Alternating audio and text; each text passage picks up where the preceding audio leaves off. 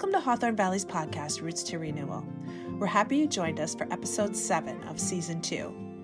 In this episode, we had the pleasure of speaking with Aisha Hassan and Lucas Paltanovicius, the founders of Cycle to Farms, an advocacy project with the goal of documenting regenerative agriculture practices in Europe, the Middle East, and Africa by cycling from farm to farm. They began their cycling journey in the Netherlands, ultimately visiting over 20 farms in 15 countries.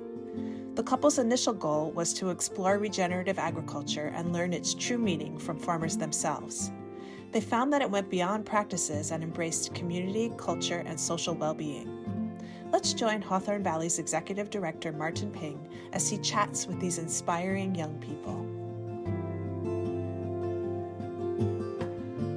Aisha and Lucas, it's really wonderful to reconnect and have you as guests on our podcast. This is honoring Hawthorne Valley's 50 years of agriculture, education, and art in the Hudson Valley here. And I had the pleasure of meeting the two of you at SACM in November of last year, and have been following your journey via your website, and am really interested to learn more firsthand on how things are going and to share your story with our listeners on the podcast. So thank you for taking time. And first of all, where are you right now? Oh, my name is Aisha Hassan. Lucas Paltanovicius.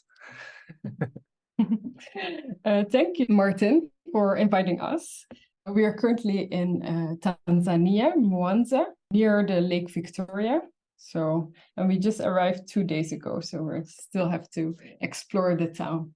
I'd like to just begin with asking you what inspired you to make this journey in the first place. Did you have like a working hypothesis, or what was your inspiration? So Cycle to Farm started actually when we first met each other back in 2019. Lucas and I were discussing the kind of impact we would like to make with our future work. So we wanted to take our lives a bit more serious and into our hands and make the right kind of impact. And for us, that meant in the agricultural sector. That's a sector that is close to our hearts and that we have been delving into during our studies. And on a more personal level, I got vested into the topic of sustainable agriculture because I was interested in solving issues regarding food security. From a young age, I was always told about problems of food insecurity in Somalia, my country of origin. So I felt the urge to delve deeper into this topic and to find solutions for this problem. On my side, I come from a family that all work in conventional agriculture. So after being in that kind of environment, I also follow those steps. I did my bachelor studies in agriculture technology. Then I worked for Scandagra, which is a Scandinavian agricultural cooperative, as an agronomist, and then as a fertilizer product manager.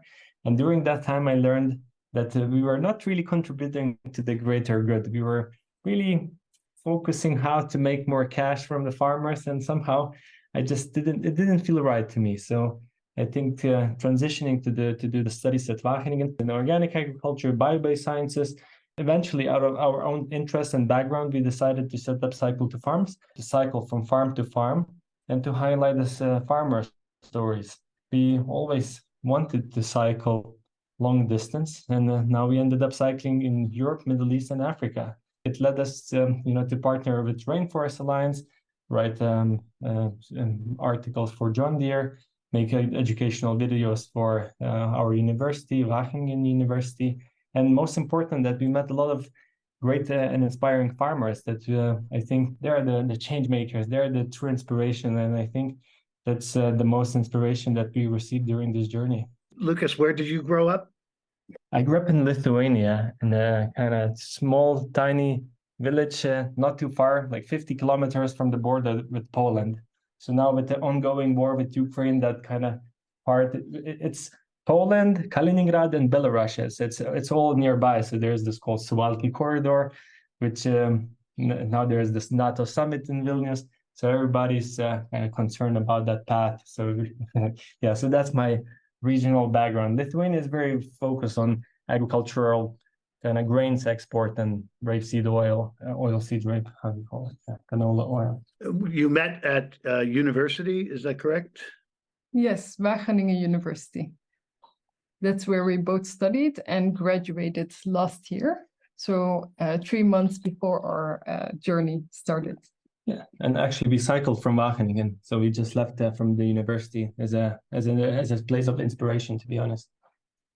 Did you know from the very start that you were going to be going from Europe into Africa? So actually the initial plan was to go to Tanzania and visit a farm here that we were very interested in. But somehow it felt like we would skip a lot of in-between farms, interesting transitions.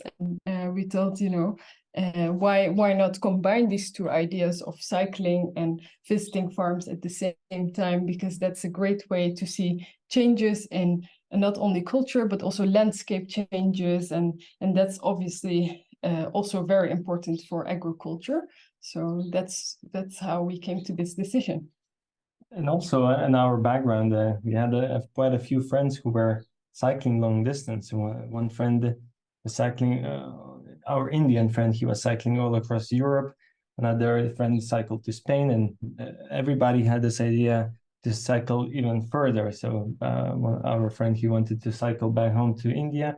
Another friend wanted to cycle to Iran. So I think the Netherlands was kind of a good spot for all these cycling ideas for the long distance. And I think COVID really kicked off because we were cycling a bit long distances with our friends, and also with Asia, we cycled to Belgium, to Switzerland. So we kind of did a little bit of preparation beforehand to see if that's really a thing for us.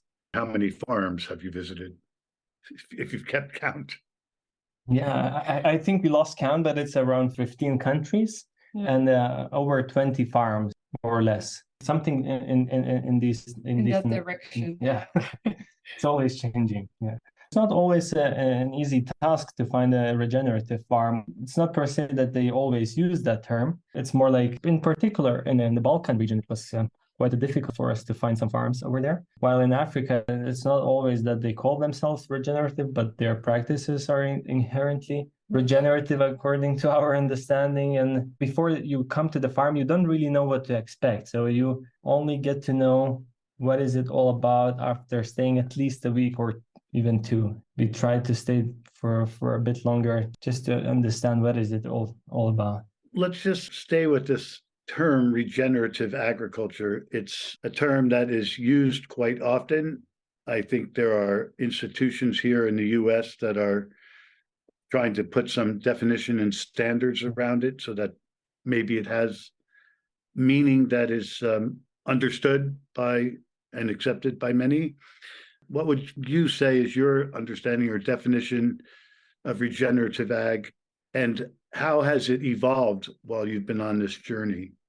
So I think at the very start of our journey, we decided to focus on regenerative agriculture because we struggle to understand what does it actually mean. Because when you read these policy papers or presentations, it's a lot of vocabulary which is changing over time, and it's not very clear what does it mean. So we thought, why not ask the farmers, what does regenerative agriculture mean to you, and not to ask from the corporations definition or from a governmental policy. Yeah. So what do you think, Aisha? How did your understanding change over time, over this past year? Yeah, well, indeed, we were researching a lot about regenerative agriculture before we even started, because making a selection of farms to visit, you kind of have to know what it means. And while searching on the web, we found a lot of criteria, but mainly focused on practices, for example, crop rotation, minimum or zero tillage, introducing all kinds of different crops and species, integrating food forests, using cover crops, harvesting water, you name it, composting, obviously very important, and not using any chemical pesticides and fertilizers. So these were like common criteria that we would see all the time. But while we were visiting the farms, we really saw that they were doing way more than that. They were practicing initiatives that were focused on social well-being of the people and the community building. So almost every farm had that we visited was stressing the importance of involving the community in their efforts and regenerating the land and creating a healthy environment for all living beings. And that's like a shared responsibility. One person cannot do it alone, rather a collective of effort that involves the communities in all kind of ways. So that was really, really special for us to see that. And I think in my case, I really enjoyed the quote that one of the farmers in Austria said, Alfred Grant. He said, we don't only grow food, soil, but we also grow people. I think that's sometimes too often neglected part in those definitions. And that was a good summary, I think, of what we have seen so far. It is agriculture after all, and so it's very nice to hear that it's living very strongly in the farms and with the farmers who you've visited so far. It's really inspiring. How about any insights that you're gaining around the whole question of food security related to this? Yeah, that's a very good question. For example, in Kenya, we visited a farm. The community was dealing with a lot of food insecurity. So it was a pastoralist community of around 100 people in that village. And they were mainly raising cattle and livestock, and they had almost no knowledge about farming at all. So we visited the initiative. It was a permaculture center in Laikipia, and they were supporting this community to start farming and in that way get their food and harvest their food themselves.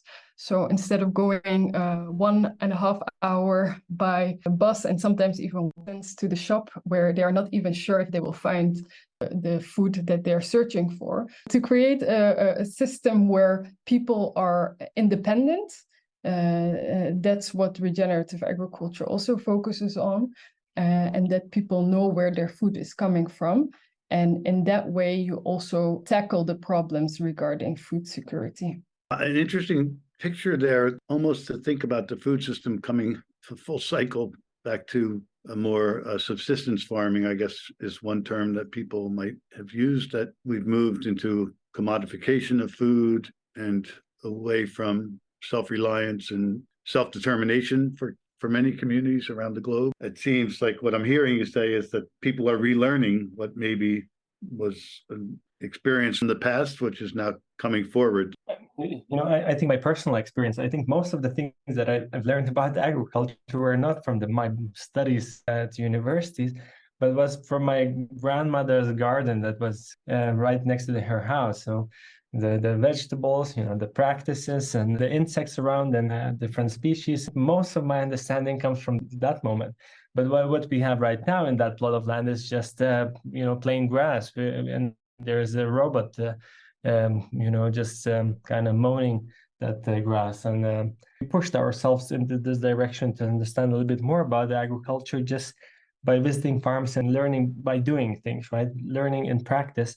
It's not happening only to us, right? So it's happening in all parts of the world, from students at universities, from communities in rural Kenya. Well, you mentioned farmers that you're meeting in Africa weren't necessarily referring to their practices as regenerative. It calls to mind another issue that comes up, at least in this country and probably elsewhere, that we come up with terms as if we're inventing something new that is actually oftentimes based in practices and indigenous wisdom that has preceded us for eons of time, and we're not always giving credit to that. There were people who were living in a right and balanced relationship with the earth and with their place, and able to provision themselves in a way that was not causing violence or harm to the earth or to future generations. They didn't have to call it regenerative. They didn't have to come up with, any kind of terminology. It was just agriculture or just growing food. So I'm just curious, like, what you see as far as these older practices that maybe have survived in practice for many generations. What we often see is that people are, for example, diversifying their income. That's like the main goal for them. And when it comes to farming, that also means that they have to grow all kinds of crops. So in that sense, it was diversifying economically, but also they know, for example, that if they diversify, it will be also healthy for the soil, and especially in the drier regions of Africa, they know very well how to harvest water and be very smart with this, because they can simply not afford it. They can't afford inputs. They cannot afford, pesticides and fertilizers at the moment. So a lot of the farms, they have learned it from their ancestors how to farm, and that worked perfectly well for them. They would provide for their families and sometimes for the market, but they would always do it in a community, so they could sell their products on a bigger market, for example. And yeah, that was really beautiful to see. And actually, almost every time we would stop, we would see a farmer, we would have a chat with them and stay there and learn more about what these traditional methods are and practices are. One of the examples that comes into my mind was a community farm in Uganda. Yeah, it's around 400 community members. Everybody has around 5 to 6 acres of land. They kind of all live together in all that vast area, and everybody is kind of doing their own thing, but creating the nice environment that it's kind of nice to be for them. So, for example, when you go into that field, sometimes it feels like it's a food forest, but it's also corn, and there's beans, and there's matoke, and there's matoke is a plantain, cassava, sugar cane, beans, potatoes, mangoes, and just such a wide variety of foods. So when you ask them, how would you call it, this type of farming, they just would say that this is just natural way of farming, and this is how we do. And we just know that, if you plant corn, you will get some money for it, and if you plant plantain, you will have food for yourself. It was just a natural way of living. Every farm that we visited had like a different learning aspect. So we started in the Netherlands 1 year and 3 months ago, and the first visit was a food forest in the Netherlands.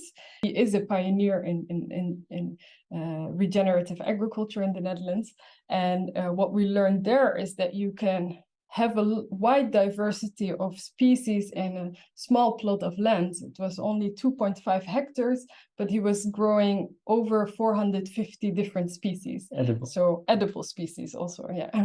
So it was really, really interesting to start off that way. And every time we would learn something else. So then the next meeting, we also in a farm in the Netherlands, they were inspired by this farmer, but they were doing it completely different, and they had more the focus of making it holistic and also growing, for example, wheat. The quote that he mentioned was, for example, people care and fair share, right? So it's, of course, you care for the people and you want to produce healthy food, but you also need to earn something. And that's also important. And that's also a question that is often asked. Is it scalable? Is it profitable? And these kind of things. And we have definitely seen that that's all possible. Secam was a great example as well of how large scale you can be as a regenerative farm, right? And do biodynamic practices at the same time and have this holistic approach where they focus on education, they focus on having their own industries, they focus on unity, while producing healthy food for a larger market. So I think that was a wow moment for us, because it was the first time we saw it in such a big scale. We felt very connected, and we thought this can be done in different parts of the world. The cultural aspect, the educational aspect, and the industrial aspect, it's really impressive. And when I was very curious recently to check their impact report. So they have this very nice framework where they cover all those aspects, and they measure, kind of put a measure, a scale for themselves, where they are and where they would like to be. And I think I really have a lot of respect, and it gives a lot of inspiration that kind of big ambitious things can be achieved as well. So what's next for you as far as you're now gone how many kilometers so far? So far we covered over 7,000 kilometers, somewhere close to 8,000. So we finally reached our final destination, Tanzania. And this question, what's next, been following us for the past year. So we had a lot of good time brainstorming and dreaming which direction should we go and should head. And I think at the moment we will take a little pause. We'll come back home. We still need to process many findings and to finalize some of the videos that we are working to make a documentary in which we will highlight the wonderful farmers and stories that they have to tell. And people can follow your journey and watch some of the videos that you shot and see some of the farms on your website, which is cycletofarms.com. Initially, we were making a small videos, short videos. However, when we were in Jordan, we met a filmmaker and she suggested, hey, you should make a documentary. So now we are not making the short videos, but we still do publish blog posts or interviews or even a podcast like that. So I think there's quite some content for anyone who wants to explore more. And indeed, cycletofarms.com, it's correct. You're also on Instagram, Cycle to Farms, just for people who are keen to see a little bit more of a daily life and daily struggle. And we are also very welcoming, and we really do find a lot of joy when people send us a message. It's always leads to many great discussions, and there's a lot of people who want to cycle. Somebody wants to learn more about regenerative agriculture. It's always a bit of everything. So yeah, but in the end, I think with this project, we are trying to encourage people to do the something brave that they always wanted to do, but they never had the courage to do so. So I think it's not about the cycling, but it's more doing what you always been dreaming about. Yeah.